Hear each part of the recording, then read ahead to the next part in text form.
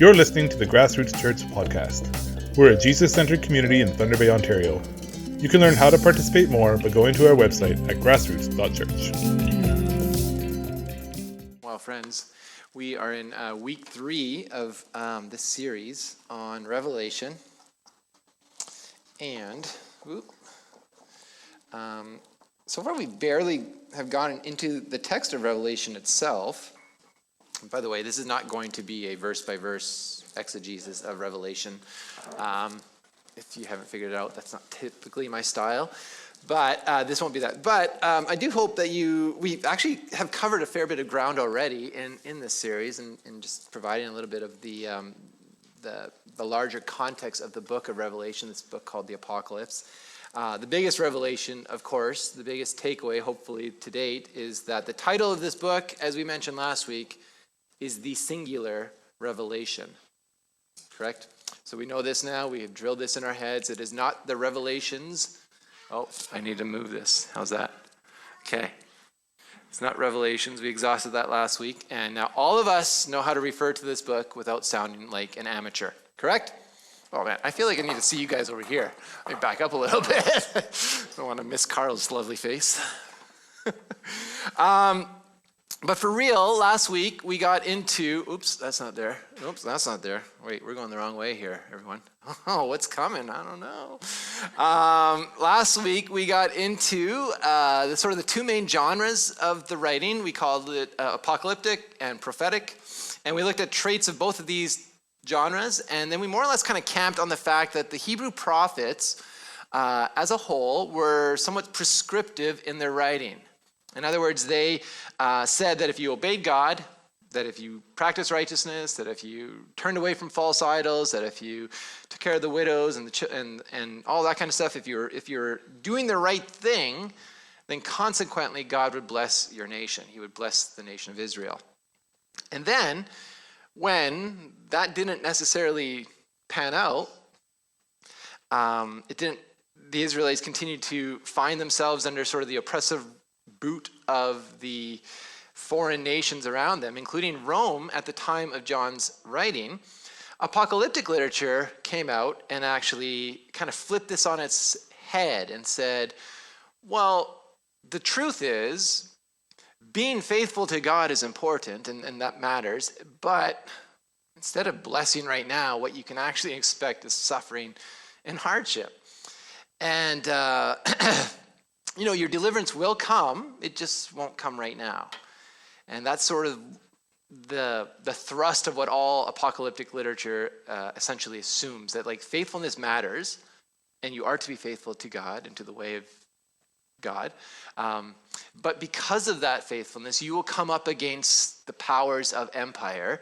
What John uses the term to refer to that as Babylon in the book of Revelation. And so Babylon is a term that refers to sort of all things doing with empire. Or in our world today, we say the world. We say the way the world works, right?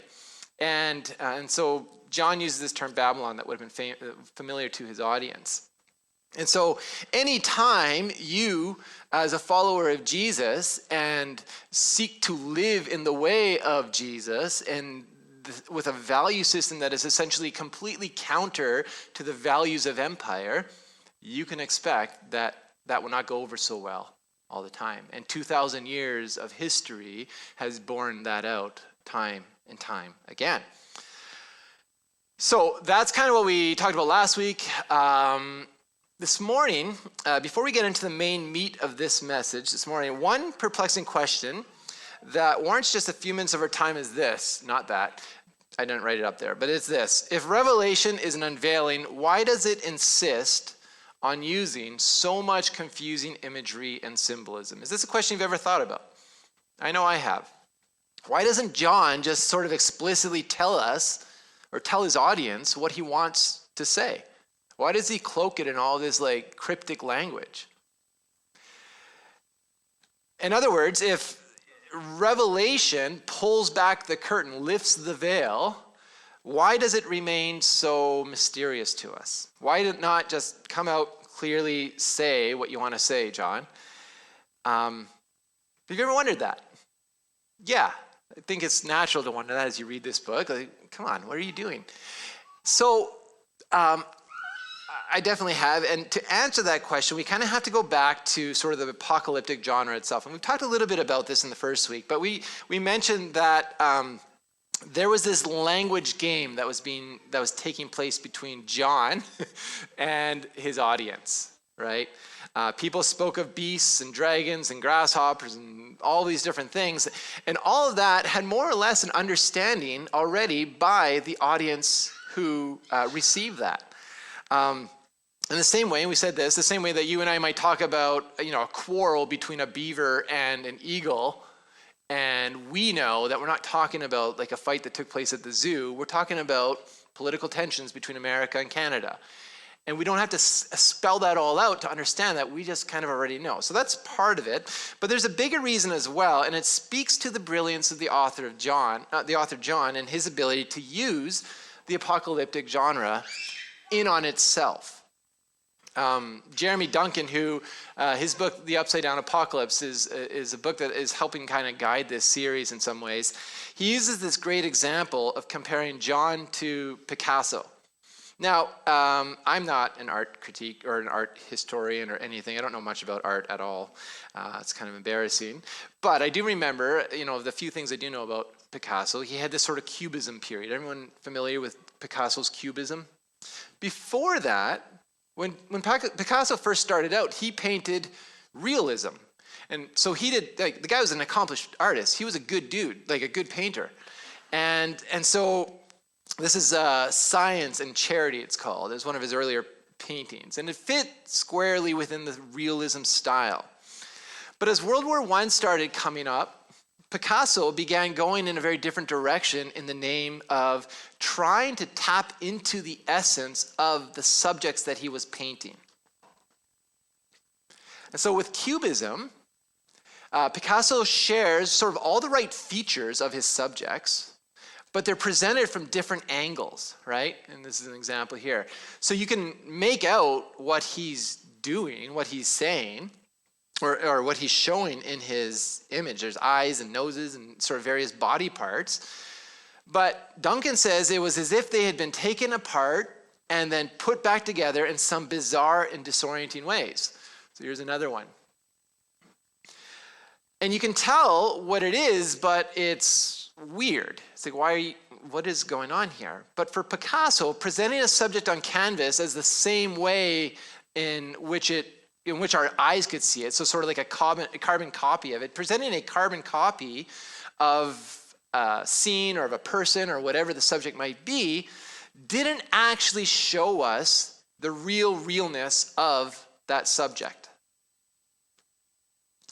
To get at the essence of the subject, he used this form of art that became very popular called Cubism. And so again, we can make out what the subject is, but he presents that different aspects of the subject from different angles. And he emphasizes different, aspects of the painting and things like that. And what this does in Picasso's mind, and I think art critics can debate this or whatever, but it actually presents an even more real image than just, like I said, a carbon copy of the painting. Because he's showing the audience different ways to think about these subjects, different aspects. And I mean, obviously art is very complicated and I don't understand any of it, but I can appreciate what he's seeking to do here. You see, it's like he's trying to get beyond what's on the surface and to show us something that's deeper, that's truer, that's more real than what meets the eye. This is kind of what Picasso does. And so in the same way, John's not trying to hide the meaning from us in the book of Revelation by cloaking it with sort of bizarre imagery, just to show off his great imagination. No, Duncan says he's being very intentional. He's strategic. He's addressing conventional ideas like politics, like religious systems, right? Like economics and nation states and all these things. He's talking about these subjects that would be familiar to his audience, but he wants to present them to his audience from a different angle, one that maybe they haven't considered before. He's trying to present to them from an angle that comes sort of like, you could call it a Jesus lens. It's like, actually here, and again, Babylon being this big idea, this concept of like this world that they're in, they are swimming in that world, and sometimes they can miss it for what it is. And so John's like, here, let's step back and look at this in a new light. In a sense, he's unveiling the reality behind the systems of this world. This is what Duncan says. He says, John has something to say. John is the author. He has something to say. He wants to tell us that everything is not what we think it is. He wants to say that the empire is not the shining light that it claims to be. John wants to tell us that persecution and pressure are not signs of being abandoned by God. In fact, he wants us to know that everything that opposes the peace of Jesus is simply the last gasp of evil as it tries to hold on to what it has already lost. He's convinced that Jesus is what is really real about the world. John, knowing that he is working against not just Rome, as like that's their current empire, but all the ways that empire weaves itself into the fabric of our lives, decides against tackling the theology head on. That's something Paul might do, and chooses instead to tell us stories, to use images. He takes the world and he turns things upside down. He uses metaphor to help us see what we might miss looking straight on. And that really helped me as I read through this and I was studying to prepare for this. Like, okay, I can wrap my head around that. And I thought maybe it'd be an important way to kind of like frame the rest of the series as we understand, as we go through some of these images and different symbolism and things like that, that we're like, okay, here's what he's doing. Now, it might not be easy for you and I to understand because we're not the original audience, and so it takes work. But John wants us to see reality as Jesus sees it. Now, we see it currently the way that we see it. What we see is what we get, right? We just make sense of the reality, the empirical world around us. We interpret that, and we're like, okay, this is how we understand it. And John says there's more going on here. Let me unveil to you what is really real about the world, about the reality of empire, how it works. Do you see that? And so this is why all the imagery. He wants to give us a different angle. And for those with ears to hear, and he'll say this as we get into the 7 letters this morning, he'll say this at the end of each letter, for those who have ears to hear, listen up. I'm going to show you something. I want to tell you something you maybe haven't heard before, or maybe you've heard it, but you weren't listening the right way. So if you've got ears to hear, listen. And this is a message for us this morning as well. Okay, so that is my introduction to Revelation. It took almost 3 weeks to get through. And so I'm sorry, but not sorry, because we have to understand when we are playing with a book like this, something that is so volatile, something that is so complex and jarring and has historically been so indecipherable and used in such harmful ways, we want to avoid making those mistakes that countless others have done before us and kind of rushing headfirst into this and coming out with all sorts of nonsense explanations. We want to avoid that route. We want to be careful. And so this is why I've taken a little bit of time for us to kind of get into this. And so we want to see the gift that Revelation is for you and I today. We want to see what is this gift, not as a warning about how to prepare for the coming apocalypse, not as a code that we need to decode in order to kind of find out what are all the signs of the end of the world. That's not it, but to reveal to us, as we said in week 1, who is Jesus, and to reveal to us the power and the effects of this empire that we live in, and how we ought to navigate living within this empire as citizens of God's kingdom, as we are planted deeply within the belly of the empire, be it Babylon, be it Rome, or be it in the West today. Because the reality is, if you've been paying attention to the world, at least the last few days, you can see the effects of empire very closely, right? It's not some theoretical concept. This is not some just nice idea to think about. Empire is real. We watched Renee Nicole Good a couple weeks ago, and Alex Pretty just yesterday confront the very real and the very ugly reality of empire and its value system.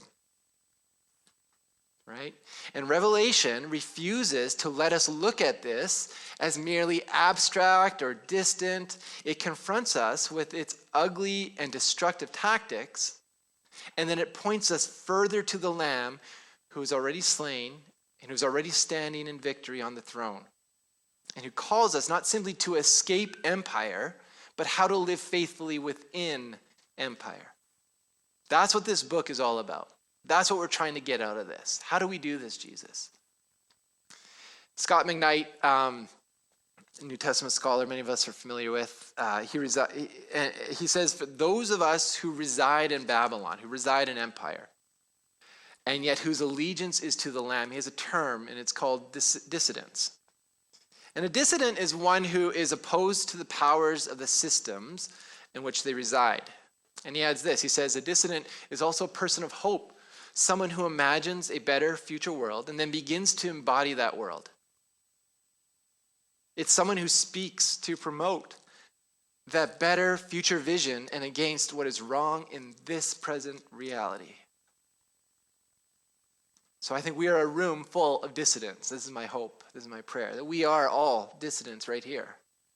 So this morning, as we open these first few chapters of Revelation and we look at the letters to the 7 churches, we need to remember that Jesus, through John, is speaking to the dissenters of the Roman Empire who are living in their communities throughout Asia Minor, throughout the Roman Empire, specifically within the Asia Minor. But he's not only speaking to them, he's also speaking to anyone ever who finds themselves living in the midst of a world in which they don't belong.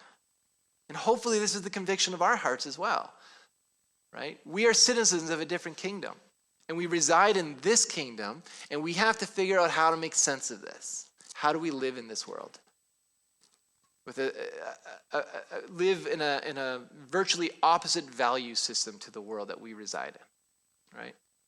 In other words, Jesus is speaking to all of us who have made an allegiance to Jesus, and as dissidents, we oppose the powers and the systems and the ideologies that define the way of empire. He confirms this, again, at the end of each letter with, man, I have missed some of the slides this morning. But again, he confirms this with anyone who has ears to hear. Anyone who has ears to hear, not just the 7 churches. He's talking about anyone ever.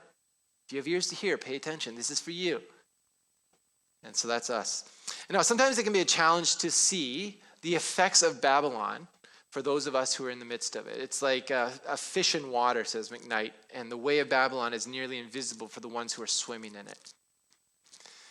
He writes this, again, I missed this quote, but listen, how do you live in a world, I don't think this quote is on there, hey, Joseph? Man, I put this together at like midnight last night. It was a rough one. Anyway, forgive me. How do you live in a world that is anti-God, devoted to opulence, consistently opposed to the way of the Lamb, full of itself, intent on being impressive, protected by a mighty military, and aiming to become the global superpower? How do you live in a world of constant internal betrayal, driven by economic exploitation of anyone and everyone, structured into a mysterious hierarchical system of power and honor, and driven by arrogance and ambition? How does one escape Babylon while living in it? And so these are implicitly the questions facing the 7 churches in Revelation 2 and 3. The problem in the 7 churches, at their root, is that they are compromising with Babylon. They are compromising with the world they are in.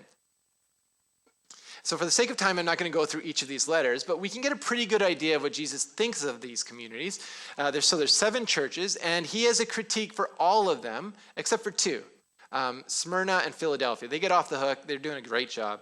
But everyone else, Jesus has something to say to them. And I figured I would just kind of like quickly list what those criticisms are, and then kind of, sort of from a 30,000-foot level. But here's the list of wrongdoing. So first of all, they abandoned their first love. This is Ephesus. They tolerate false teaching. Pergamum and Thyatira. These are cities, communities throughout the Roman Empire that he's writing to.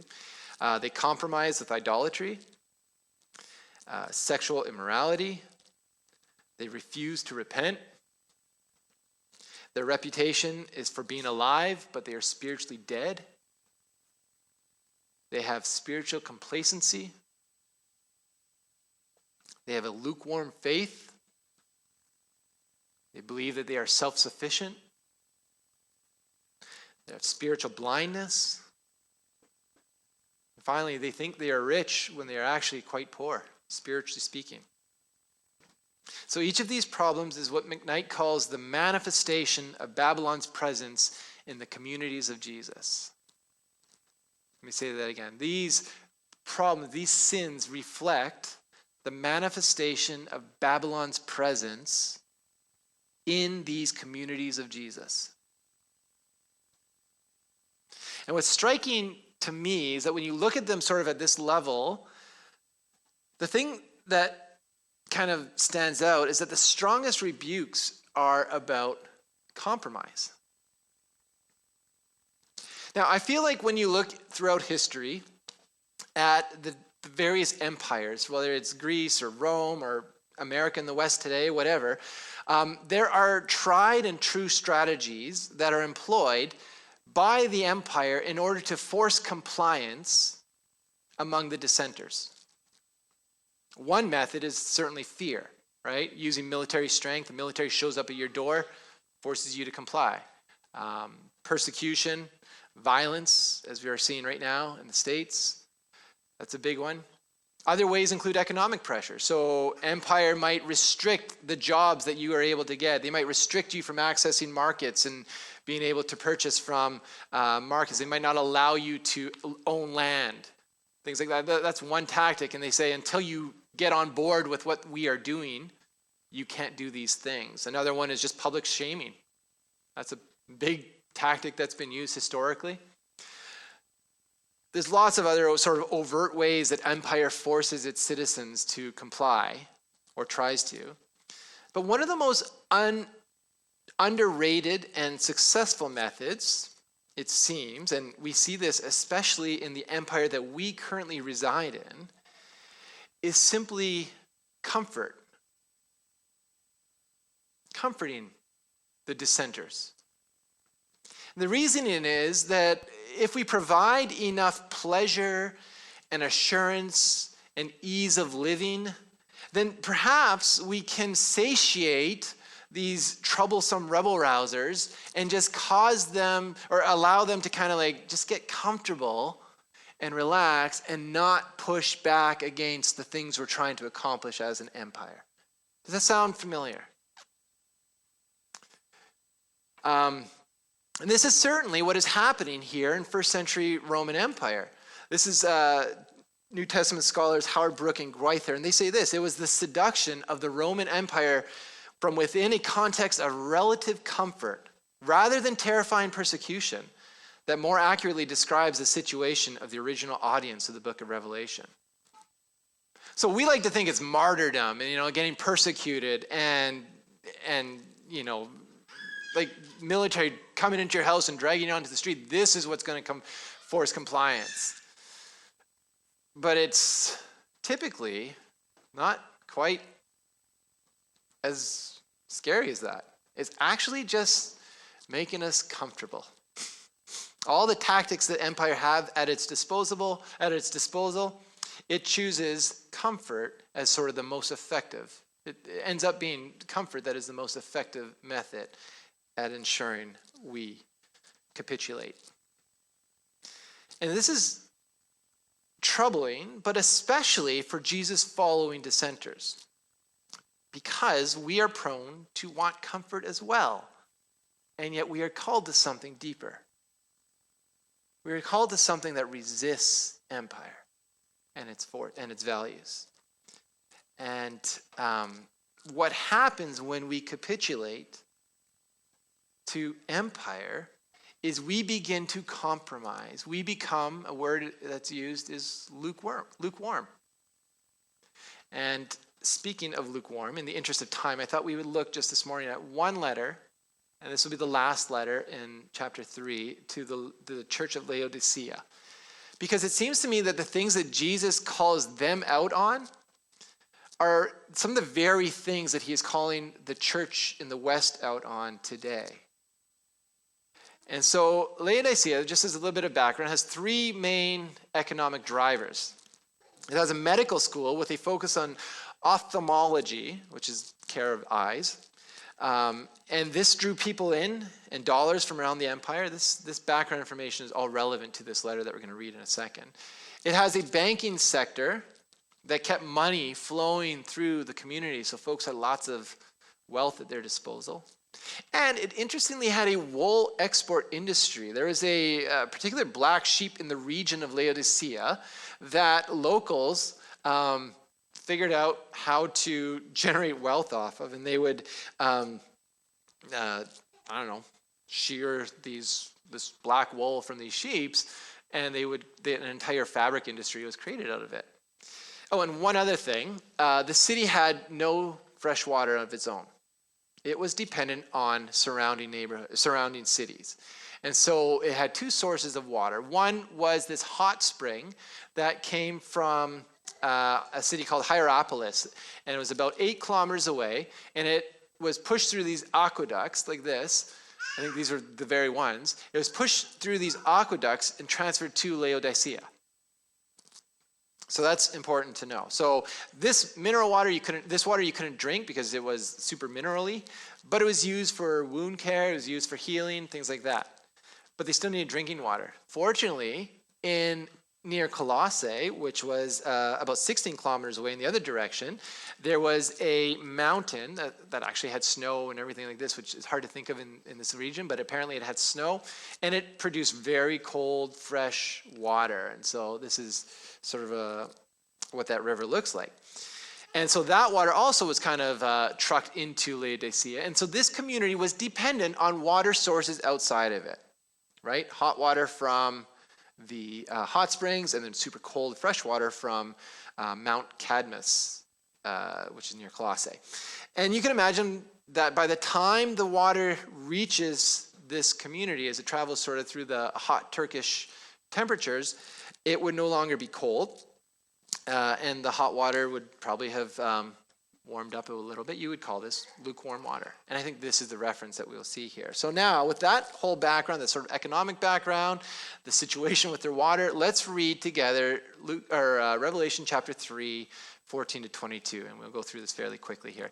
To the angel of the church in Laodicea write, the Amen, the faithful and true witness, the origin of the creation of God says this, I know your deeds, that you are neither hot nor cold. I wish that you were hot or cold. So because you are lukewarm and neither hot nor cold, I will vomit you out of my mouth. Because you say, I am rich, and I've become wealthy, and I have no need of anything. And you do not know that you are wretched, miserable, poor, blind, and naked. I advise you to buy from me gold refined by fire, so that you may become rich, white garments, so that you may clothe yourself, and the shame of your nakedness will not be revealed. You mean like instead of that fine black wool that we've been producing? And eye salve to apply to your eyes so that you may see. Like a direct reference to this medical school. And there's this like Phrygian powder that was used as an eye salve. And Jesus is saying, I'm going to give you something better. Those whom I love, I rebuke and discipline. Therefore be zealous and repent. Behold, I stand at the door and knock. If anyone hears my voice, opens the door, I will come into him, and I will dine with him, and he with me. And the one who overcomes, listen, I will grant to him to sit with me on my throne, as I also overcame and sat with my Father on his throne. The one who has an ear, let him hear what the Spirit says to the churches. So again, right off the top, we see that John is taking this local water context and using it as a metaphor for the work of the Laodiceans. He's saying it's neither hot nor cold. It's neither healing nor refreshing. Now, these are words of judgment about complacency, suggesting that these dissenters for whom Jesus is speaking to here in Laodicea have been seduced by the comforts of Babylon. Because think about it.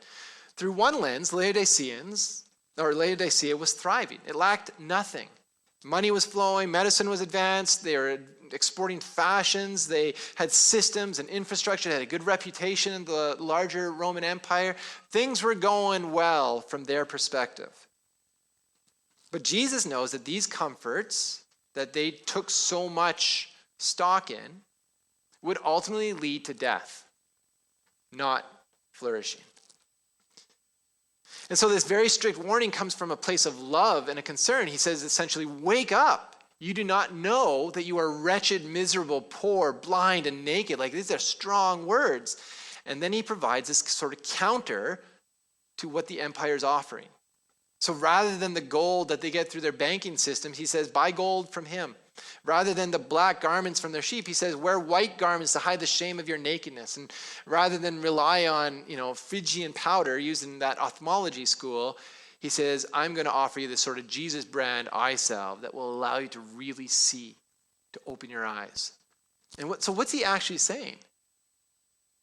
He's saying, essentially, submit to sacrificial, life-giving way of the Lamb, not the self-serving, life-sucking way of the empire. Follow me. Reestablish your allegiance to me. And I feel like this is really important. Because this is the lie that seduces us so easily as well. We are comfortable, aren't we? Most of us. We got money in the bank. We got a nice house. We got a good job. Chance the Rapper says, my life is so perfect, I could merch it. Right? And that becomes our motto. Like, yeah, life is just flowing. And meanwhile, the way of empire continues to expand. It grows. Not always with force, though it does with that as well, but often with comfort. Offering us comfort.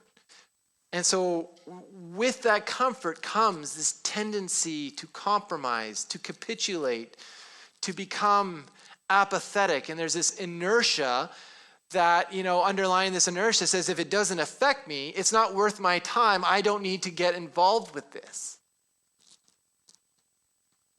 And so the war cry of the church becomes meh. Right? It's not really my deal. I don't have to worry about it. I got a good thing going here. Why would I disrupt that? Why would I fight against that? If it doesn't affect me, let someone else deal with it. And Jesus is revealing that actually something deeper is happening here. Self-sufficiency that you put so much stock in, that's an illusion, right? The problem with wealth and comfort and security is that it has this subtle ability to lead us to believe that all of those good things that are flowing to us are deserved, that we work for them and we are entitled to them. And then, because we are entitled to it, because we deserve it, we think we're off the hook. And we're like, oh, we don't have to be responsible for anything beyond my own little world, right? The kingdom's going to do, the empire's going to do what it's going to do, but I'm going to take care of me and mine right here. This is a challenging word for us, isn't it? I know it is. Jeremy Duncan, he suggests that in warning of becoming lukewarm, Jesus is saying, and let me add a caution before I read this because it's not comfortable, and so if you need to sort of grab the edge of your seat so that you don't shift too much, here's what he's saying. He's saying you can be healing waters for those who are wounded, or you can be cold, refreshing streams for those who thirst. Just don't settle into the kind of wealth that that collects passively without intentionally giving back, because that's revolting to Jesus. And the measure of your faith is not how well we are doing, it is how well we serve those near us. The measure of our faith is not how big our bank account is, how beautiful our home is, how many toys we have in the garage, right?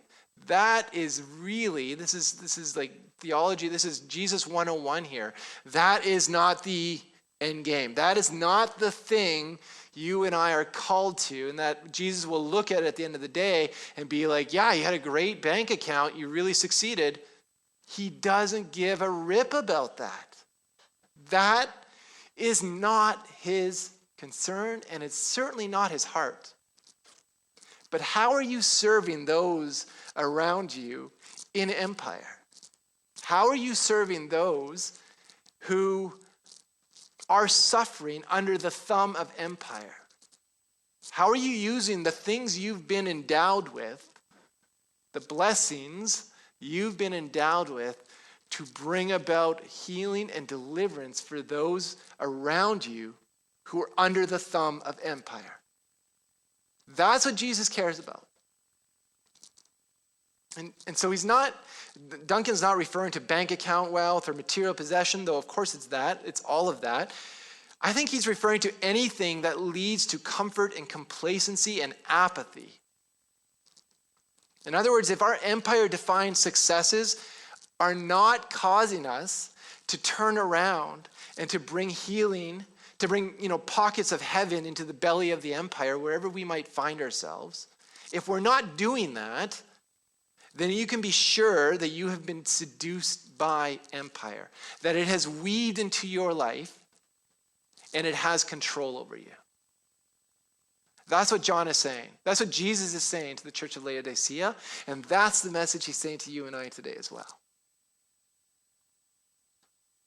So,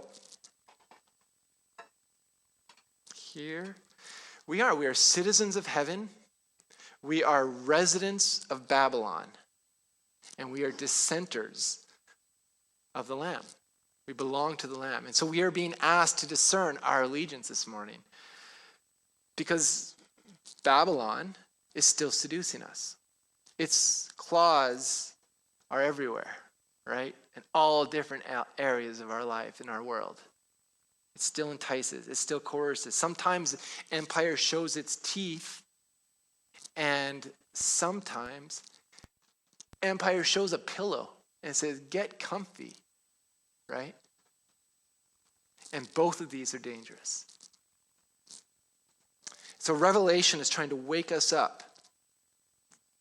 Remember, the Lamb is already on the throne. The victory has already been won. The question is not, is Jesus going to overcome? We know he already has. The question is whether we will remain faithful in the meantime. Will we settle for comfort? Will we drift into compromise? Or will we take stock of what we are called to? Right? And will we alleviate the burden and suffering of those around us? That's what it looks like to live faithfully in the middle of Babylon. That's a tough call, friends. I get that. That's a hard word. Jesus says, whoever has ears. Do you guys have ears? Yeah? Whoever has ears, let them hear what the Spirit is saying to the church. Whoever has ears, let them hear what the Spirit is saying to the churches.